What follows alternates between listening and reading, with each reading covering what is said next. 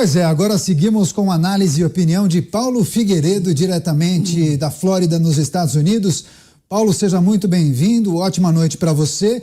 Eu, inclusive, fiz uma chamada durante o programa 3 em 1, dizendo que você tem informações de bastidores, tem novidades, inclusive nós temos informações preliminares que indicam que amanhã terá uma reunião com o alto comando do Exército. Daí eu te pergunto, essa carta divulgada no sábado por militares da reserva e as manifestações que acontecem em todo o Brasil provavelmente estarão em pauta, né? Bem-vindo. Obrigado, Daniel.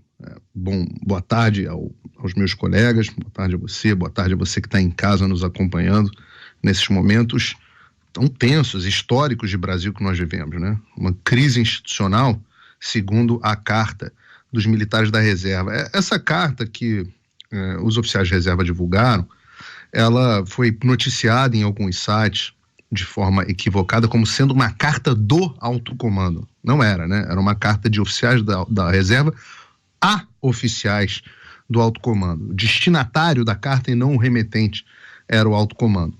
E como o Zé Maria falou bem, muitas vezes os oficiais da reserva, por poderem se manifestar, se manifestam, externam os sentimentos que não podem ser descritos pelos oficiais da ativa.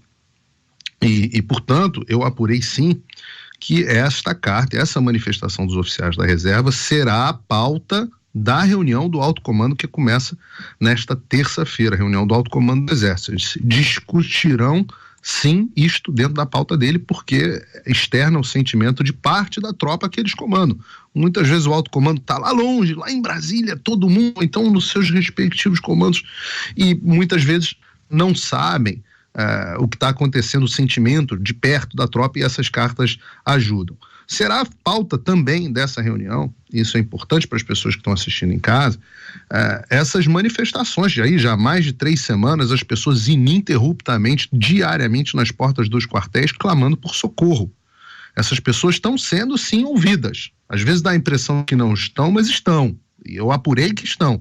Os militares, eles costumam ser meio surdos quando as disputas são disputas de políticos e tudo mais, mas clamor do povo é algo que eles costumam escutar. É importante, todas as nossas autoridades deveriam escutar os clamores do povo, né? Agora, eu também apurei, em relação a esses clamores populares, que isso que o Zé falou está absolutamente correto. Há articulações em grupos de militares para uma nova manifestação, e essa a ser feita por oficiais da ativa. Da ativa. Ela não deve ter teor político, porque, como o Zé Maria disse, os militares são proibidos de falarem sobre política, de se manifestarem politicamente, mas ela deve ter um teor institucional. Eu pude ver um rascunho dessa manifestação. E eu posso dizer, estou aqui simplesmente externando o que eu estou vendo dentro da caserna, que eu nunca vi tanto descontentamento, tanto consenso de descontentamento. Porque até pouco tempo atrás, virtualmente todos os militares com quem eu conversava, eles viam com naturalidade os acontecimentos políticos do país, até em momentos graves, né?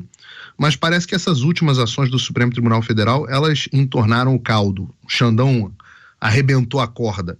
E isso aqui, obviamente, é a minha percepção, e vamos ver se ela vai ser traduzida em alguma manifestação mais explícita. A última vez, eu fui pesquisar isso, as pessoas às vezes não entendem o tamanho do que seria um grupo de coronéis e outros oficiais da ativa se manifestarem. A última vez que os oficiais da ativa do Exército se manifestaram foi sob o governo de Getúlio Vargas, em 1954. Naquela ocasião, 80 coronéis se posicionaram sobre as tensões políticas no país e a crise de comando que as forças estavam vivendo. Só para as pessoas que estarem em casa entenderem a gravidade do que foi essa carta naquele momento, essa carta foi de fevereiro de 54, em agosto de 54, o Getúlio Vargas foi pressionado pelos comandantes, né, aí sim os generais das forças, de todas as forças armadas a renunciar, e ele acabou resolvendo isso com um tiro no próprio peito. Então, da última vez que os oficiais do Exército Brasileiro da ativa se manifestaram, o presidente deu um tiro no peito alguns meses depois. Então, e foram 80, né? O que eu tenho visto aqui é a expectativa da assinatura de talvez centenas de oficiais. Vamos acompanhar, vamos ver o que vem por aí. Mas o que eu posso te falar é que esse clima, que é um clima assim, de certa divisão, ele também é percebido lá no alto comando. Como é que funciona o alto comando do Exército? É uma espécie de colegiado, são 14 generais de Exército, né, ou seja, generais de 4 estrelas, que participam do alto comando. Eu apurei que há 3 dos 14, que têm se colocado de forma aberta na articulação contra uma ação mais direta, mais contundente das Forças Armadas. E nem sempre, nós aqui como jornalistas, nós podemos falar tudo que as nossas fontes contam, né? Às vezes a gente tem um negócio do off, e a gente como jornalista tem que respeitar o que falam pra gente em off. Mas hoje, por um dever cívico, eu vou ter que dar nome aos bois aqui. Eu vou fazer isso porque eu acho que o povo brasileiro tem o direito de saber quem é quem. São as pessoas que são servidores públicos em última instância, e vale saber quem é quem, pelo menos o que se diz, né? Os 3 que estão agindo abertamente são o comandante militar do Nordeste, o general Richard Fernandes Nunes, o comandante militar do Sudeste, o general Tomás Miguel Miné Ribeiro Paiva, e o comandante militar do Sul, o general Valério Stumpf Trindade.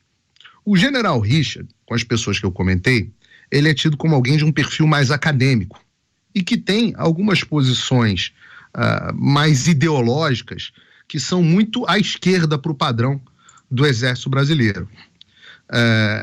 Esse é o general Richard, né? Essa visão mais à esquerda para os padrões do Exército.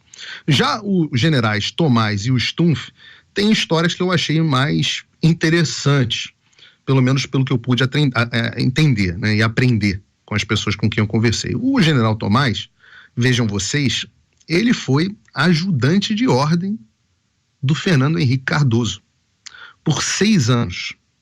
Então, ele foi ajudante de ordem, se eu não me engano, por 4 anos, saiu, fez ECM, voltou como ajudante de ordem. Então, ele é tido como lá dentro do comando, como o que mais entende de política, de articulação e etc.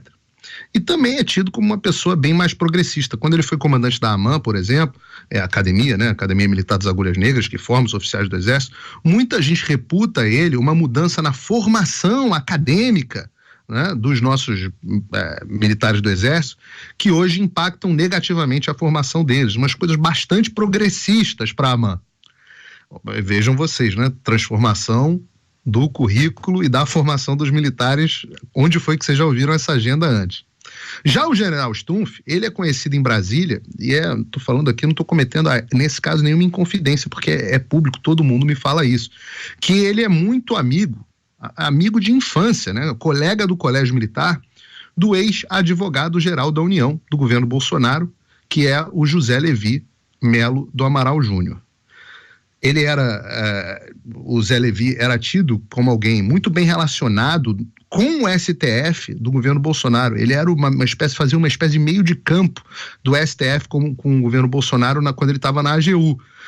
Mas diziam que ele trazia para o Palácio, na verdade, a defesa das pautas do STF. Então ele era uma espécie de defensor dos interesses do Supremo Tribunal Federal dentro do governo. Assim me contam. E ele saiu do governo Bolsonaro porque não quis se posicionar no Supremo Tribunal Federal contra as medidas restritivas que alguns estados adotaram na Covid.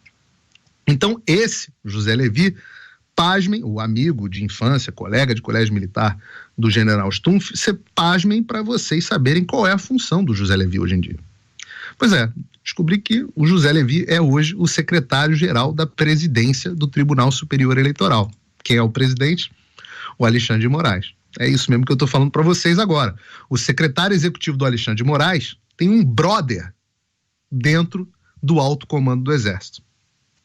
Será, só será aqui, desculpa Daniel, mas só será que é por isso que o Alexandre toma as suas decisões com tanta tranquilidade, sabendo que não vai ter reação? Eu não sei, mas eu não consigo deixar de pensar, de fazer essa conjectura, né?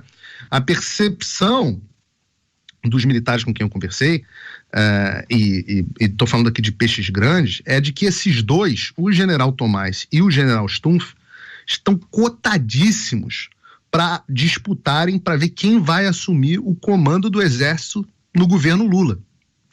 O que me leva a mais uma reflexão, né? Será que os nossos bravos comandantes, eu duvido, mas não consigo deixar de pensar, será que os nossos bravos comandantes estariam colocando a sua carreira e os seus interesses pessoais à frente do juramento de defesa à pátria que eles fizeram?